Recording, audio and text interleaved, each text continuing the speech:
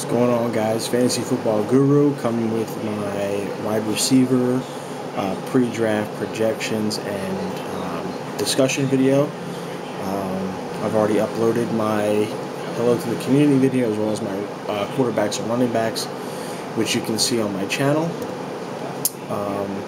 Please subscribe. If you have a YouTube account, please subscribe. Please spread the word. As the season rolls along, I look to be a lot of help for people in fantasy football leagues, as far as lineup decisions, trade possibilities, waiver wire pickups, things of that nature. I know I don't have many subs right now, but hoping that will grow as more and more people start to see how good I am at what it is that I do. So this is my wide receiver video. I'll try and make it shorter than the running back and quarterback videos. Also, my Facebook is on my channel if you want to add me on Facebook. Whatever. If not, cool, but please subscribe, spread the word, and please feel free to use my advice. I'm pretty confident when it comes to fantasy football as far as making good decisions and good advice. As a matter of fact, when it comes to wide receivers, last season my cousin was in the Super Bowl in our league against one of our buddies. It was a 4 o'clock game, week 15. Week 15 is our Super Bowl, and he had Deshaun Jackson in, and I texted him and said I would put Demaryius Thomas in over Deshaun Jackson. He was losing. Long story short, he put in Demaryius Thomas and won.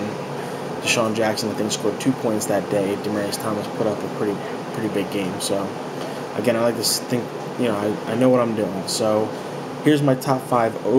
It's underrated, then overrated, then top 5 overall receivers. My top 5 underrated receivers for this year. Number 5, you've seen it in the game for the Colts this week, Austin Collie. When you develop a trust with a rookie quarterback like he has, and he's actually shown really good ability and skill of route running in the number 2 hole as a receiver, taking over for Pierre Garçon. If he can avoid concussions, which is going to be tough, that's a big question mark. Austin Collie, these underrated guys are late pickups, most of them, that could potentially be wide receiver number 2s in their lineup, or great flex plays, or great bye-week help. So Austin Collie is number 5. Number 4 is Lance Moore. Robert Meacham is gone. Again, this guy gets a lot of red zone targets. He's a really big favorite of Drew Brees, and I think he had like 8 touchdowns back-to-back years, and then 2 years before that he had double-digit touchdowns. So don't be afraid in like round 10 or 11 to pick up Lance Moore if he's there. Number 2 is Randall Cobb. I know Jordy Nelson's big, Greg Jennings, Jermichael Finley, James Jones, etc. But Randall Cobb is really a big, skilled receiver that if an opening does come for him this season, if there's a chance, if you have him stashed on your bench, he could potentially, blow up this year. So he's a really good underrated receiver. The number 1 underrated receiver for me, and I have him as my number 1 underrated, even though he is being drafted pretty decent in leagues, is Eric Decker. A lot of people are big on Demaryius Thomas over Eric Decker. I don't see that. I see Eric Decker as a great safety net for Peyton Manning. He runs great routes. He has that mold that I'm used to seeing Peyton Manning use as far as player-wise, receiver-wise. Demaryius Thomas is a specimen unlike Manning has ever had before to utilize. So, yes, he's going to have a really good season. But I think Eric Decker, of the 2, has the better season. So let Demaryius Thomas go to somebody else ahead. Wait till, my strategy this year, honestly, is, quarterbacks and running backs early, and then draft a plethora of wide receivers late. So I honestly don't, I'll get into later on why that's my strategy, but Eric Decker is my number 1 underrated wide receiver. My top 5 overrated wide receivers. Number 5 is Deshaun Jackson. Off the field headache. I just don't trust him. I don't know. I just don't trust him, and I think Jeremy Maclin's the guy in that rotation of wide receivers. I even like Jason Avant a lot. I really do, even more than Deshaun Jackson. Number 4 is Anquan Bolden. His good days are behind him. Great hands, he's going to catch, 7-yard passes over the middle. He's going to catch a little yardage here and there. He may even have 4 touchdowns this season, but he's not worth picking up anywhere near early. He's like a wide receiver 4, in my opinion. Number 3 overrated is Deion Branch. The guy to have in that receiving core isn't even Wes Welker. It's Brandon Lloyd, Josh McDaniel favorite. He's followed him everywhere he's gone. He now has an amazing core. He did well with Kyle Orton. He did okay with Sam Bradford. Brandon Lloyd's going to really surprise this year in New England. And he's not being picked up early at all in many leagues. The guy could be a wide receiver too. Easily. Deion Branch, however, he may have a couple multi-touchdown games, maybe 2 this season, but he's not going to really produce. Maybe 30 yards a game, something along those lines. Number 2 overrated, Victor Cruz. And everybody's saying, these next 2 guys are going to shock people. Victor Cruz, you have to take in the accountability that Hakeem Nicks is banged up.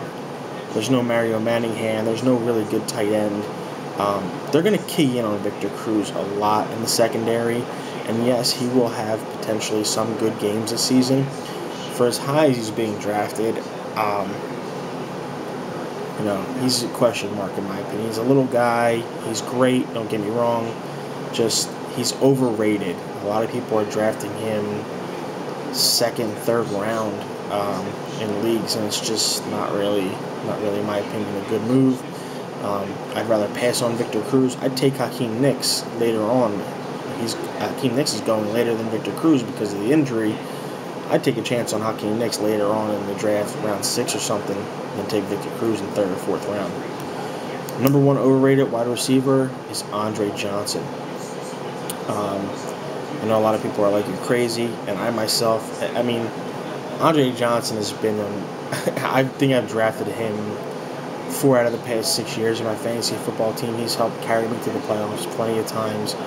I just think that this season, I don't know, there's just something, every time I think about it and I look at that team and where they're headed and the direction they're headed in, he just concerns me, and I think he's way too overrated. He's going in the 2nd and 3rd round. Again, I would pass on him, go quarterback, running back, and then draft a plethora of wide receivers, 4 or 5 back-to-back wide receivers in the mid, 4th, 5th, 6th, 7th, 8th round, just wide receiver.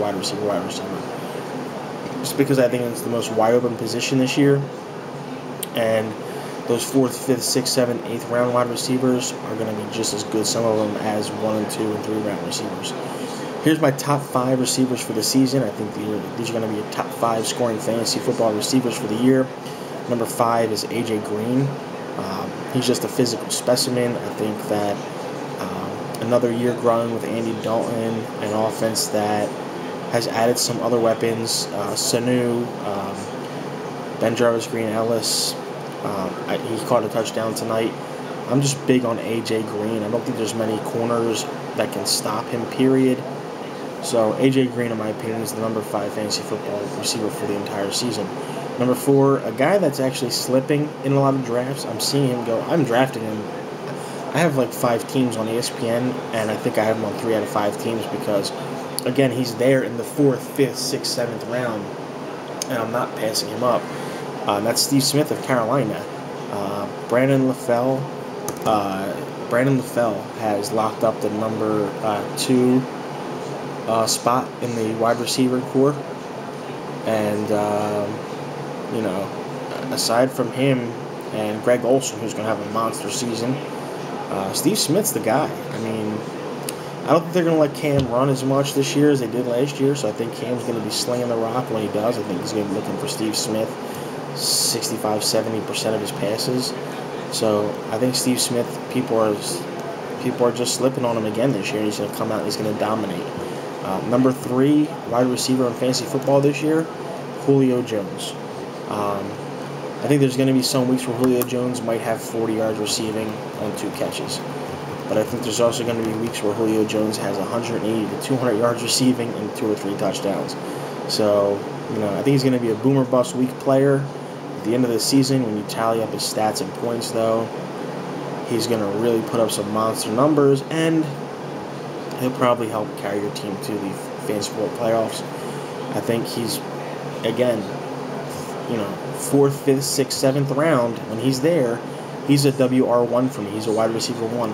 If I can draft, and I'm going to repeat this again, if I can draft in the first round one of my top 3 or 4 running backs, or one of my top 3 or 4 quarterbacks, in the 2nd and 3rd round, get whatever's missing from that. I'm trying to get 2 running backs and a quarterback in my first 3 rounds. If round 4 comes around and Julio Jones is there, I'm taking him. If round 5 comes around and Steve Smith is there, I'm taking him.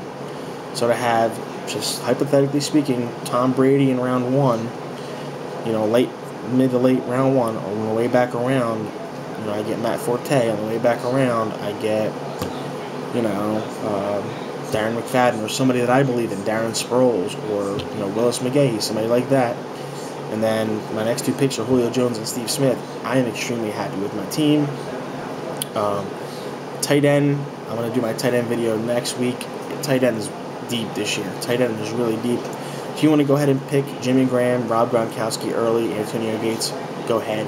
I think there's going to be some sick tight ends this year that are going to really produce and be sleeper guys you can get in around 8, 9, and 10. My top 2 fantasy wide receivers, no-brainer, is the consensus top 2. Although I'm a little bit iffy on this guy, Larry Fitzgerald, number 2. I just think that it depends on which guy is the quarterback. If Skelton is the quarterback, Larry Fitzgerald will produce a lot better than if Kevin Kolb's the starting quarterback. So let that be your defining factor. This weekend when they play, if they name Skelton the starting quarterback, feel free to pull the trigger on Larry Fitzgerald in the 2nd round. He's worth a 2nd-round pick. If Kevin Kolb is the starter, be a little bit leery. Don't draft him so high unless you really need a wide receiver stud. Number 1 wide receiver, Calvin Johnson, Megatron. I read Matthew Berry's page about how this hasn't happened. He's not going to do this back-to-back. It's against all odds. It never happens. They don't do back-to-back 16 touchdowns back-to-back, however many yards he had. But I don't care. Calvin Johnson is a physical freak. He's unstoppable. No cornerback can play him man-to-man. They can't even double cover the guy. As far as the echelon of receivers go, with Tier 1, Tier 2, Tier 1 is Calvin Johnson. That's it. That's Tier 1. Tier 2 is Fitzgerald, Roddy White, etc., blah, blah, blah. Tier 3, and so forth. Calvin Johnson is the top receiver in fantasy football, regardless of what happens at the end of the season. He will be the top producing wide receiver. So I hope that advice helped you guys out. Please feel free to send me any questions in my inbox. Comment on the video. Please subscribe. Please pass the word. And if you have any questions or need any help, feel free to hit me up. FantasyFootballGuru. I'll be coming back with my tight end video. I don't draft kickers or defenses till the very end of the draft, so you won't be seeing any videos for that. And then in 2 weeks from now, you'll start seeing my studs, duds, and sleepers, as well as my waiver wire top pickup videos. So peace out, guys. Talk to you later. Good luck in your drafts.